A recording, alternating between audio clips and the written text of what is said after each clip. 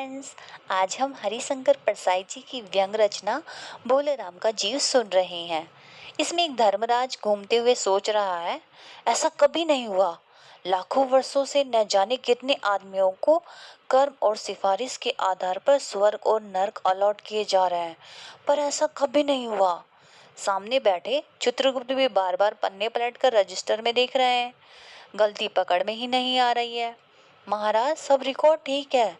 भोला राम के जीव ने 5 दिन पहले ही दे त्यागी है और यमदूत के साथ इस लोक के लिए रवाना हुआ, पर अभी तक नहीं पहुंचा। फिर धर्मराज ने पूछा, और वह दूत कहाँ है? महाराज, वह भी लापता है। इसी समय द्वार खुलते हैं और वह दूत आता है। वह बड़ा थका हारा सा और भय के कारण और भी विकृत सा हो गया था। उसे देखते ही चित्रगुप्त चिल्ला उठे, अरे तू कहाँ गया था इतने दिन? भोला राम का जीव कहाँ है? दूत ने हाथ जोड़कर कहा, दया निधान, मैं कैसे बतलाऊं कि क्या हो गया। आज तक मैंने धोखा नहीं खाया, पर इस भोला राम के जीव ने मुझे चकमा दे दिया। जब जीव ने भोले राम की देह को त्यागा, तब मैंने उसे पकड़ा और इस लोक की यात्रा आरंभ की। नगर के बाहर जैसे ही मैं इसे लेकर आया, वह त्रियु पता नहीं कहाँ चला गया। इन 5 दिनों में मैंने सारा ब्रह्मांड छान मारा, लेकिन उसका पता ही नहीं चला। धर्मराज क्रोध से बोले, मूर्ख, जीवों को लाते लाते बूढ़ा हो गया, फिर भी एक मामूली आदमी ने चकमा दे दिया। दूत ने सिर हिलाकर कहा, महाराज, मेरी सावधानी में बिल्कुल भी कसर ना थी, फिर भी पता नहीं कोई इंद्रजाल हो ही गया। इसी समय नारद मुनि आ जाते हैं। धर्मराज को गुमसुम बैठे देखकर बोलते हैं, क्यों धर्मराज, कैसे चिंतित बैठे हो? क्या नर्क में निवास स्थान की समस्या भी हल नहीं हुई? धर्मराज बोलते हैं, वह समस्या तो हल हो गई, क्योंकि नर्क में कई अच्छे इंजीनियर और गुणी कारीगर आ गए हैं और उन्होंने झट से इमारतें बना दी हैं। पर एक नई विकट समस्या आ गई है। भोलेराम नाम का एक आदमी ने 5 दिन पहले मृत्यु हो गई थी। उसके जीव को यमदूत यहाँ ला रहा था कि जीव को रास्ते में ही चकमा देकर वो भाग गया। तो दूत ने सारा ब्रह्मांड छान मारा, पर कहीं नहीं मिला। अगर ऐसा होने लगा तो पाप पुण्य का भेद ही मिट जाएगा। नारद ने पूछा, उन पर इनकम टैक्स तो बकाया नहीं था? हो सकता उन लोगों ने रोक लिया हो। चित्रगुप्त ने कहा, इनकम होती तो टैक्स होता, भुखमरा था। नारद बोला, मामला बड़ा दिलचस्प है, मुझे उसका नाम और पता बतलाओ, मैं पृथ्वी पर जाता हूँ। चित्रगुप्त ने फिर रजिस्टर खोला और बतलाया, भोला राम नाम था उसका। जबलपुर शहर के मोहल्ले के नाले के किनारे एक 1.5 कमरे के टूटे फूटे मकान में वह परिवार समेत रहता था। उसकी एक स्त्री थी, 2 लड़के, एक लड़की। उम्र 60 वर्ष। सरकारी नौकर था। 5 साल पहले रिटायर हो गया था। मकान का उसने 1 साल से किराया नहीं दिया था, इसलिए मकान मालिक उसे निकालना चाहता था।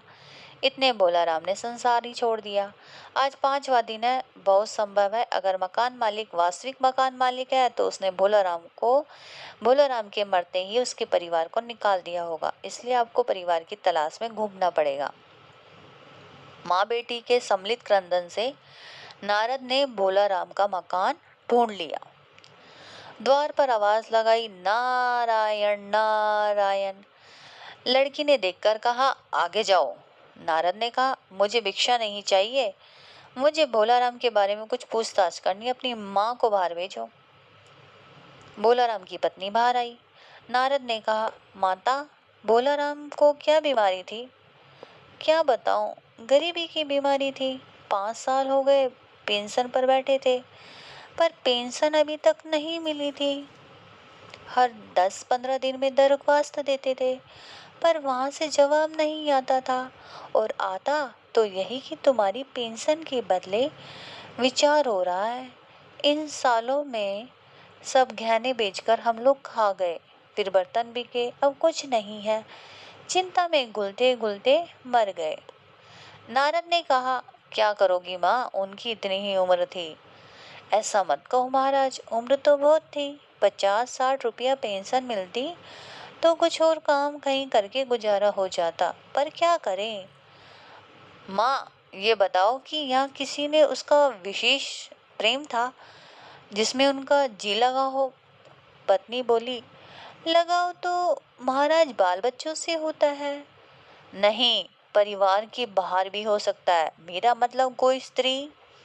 स्त्री ने घुर्राकर कहा, बको मत महाराज, जिंदगी भर उन्होंने किसी दूसरी स्त्री को आंख उठाकर नहीं देखा।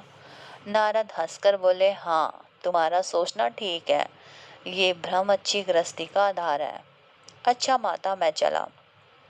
स्त्री ने कहा, महाराज आप तो साधु हैं, कुछ ऐसा नहीं कर सकते कि उनकी रुकी पेंशन मिल जाए, इन बच्चों का पेट कुछ दिन भर जाए। नारद को दया आ गई और बोला, सरकारी दफ्तर में जाऊंगा और कोशिश करूंगा। नारद चलकर सरकारी दफ्तर पहुंचे। वहां पहले कमरे बाबू से भोलाराम के केस के बारे में बातें की। बाबू ने ध्यानपूर्वक देखा और बोला, भोलाराम ने दरखास्त तो भेजी थी, पर उन पर वजन नहीं रखा था, इसलिए कहीं उड़ गई होगी। नारद ने कहा, भाई ये पेपर वेट तो रखे हैं, इन्हें क्यों नहीं रख दिया? बाबू हंसा, आप साधु हैं, आपको दुनियादारी समझ में नहीं आती। दरख्वास्तें पेपर वेट से नहीं दबती। आप उस कमरे में बैठे बाबू से मिलिए। दूसरे बाबू ने तीसरे बाबू के पास भेजा। जब नारद 25-30 बाबुओं और अफसरों के पास घूम आए तो चपरासी ने कहा, महाराज आप यहाँ साल भर भी चक्कर लगाते रहो तो भी काम नहीं होगा। आप तो सीधा बड़े साहब से मिलिए, उन्हें खुश कर लीजिए, तभी काम होगा। नारद ने एकदम विजिटिंग कार्ड के लिए बिना ही अंदर प्रवेश किया। साहब बड़े नाराज हुए, बोले, इसे कोई मंदिर समझ रखा है जो धड़धड़ाते चले आ रहे हो? चिट क्यों नहीं भेजी? नारद ने कहा, कैसे भेजता, चपरासी सो रहा है। साहब ने रोब से पूछा, क्या काम है? नारद ने भोलाराम का पेंशन केस बतलाया। साहब बोले, आप दफ्तरों के रीति रिवाज नहीं जानते, असल में भोलाराम की गलती है। भाई ये भी मंदिर है, यहाँ भी दान पुण्य करना पड़ता है, भेंट चढ़ानी पड़ती है। आप भोलाराम के आत्मीय मालूम होते हैं। भोलाराम की दरखास्तें उड़ रही हैं, उन पर वजन रखिए।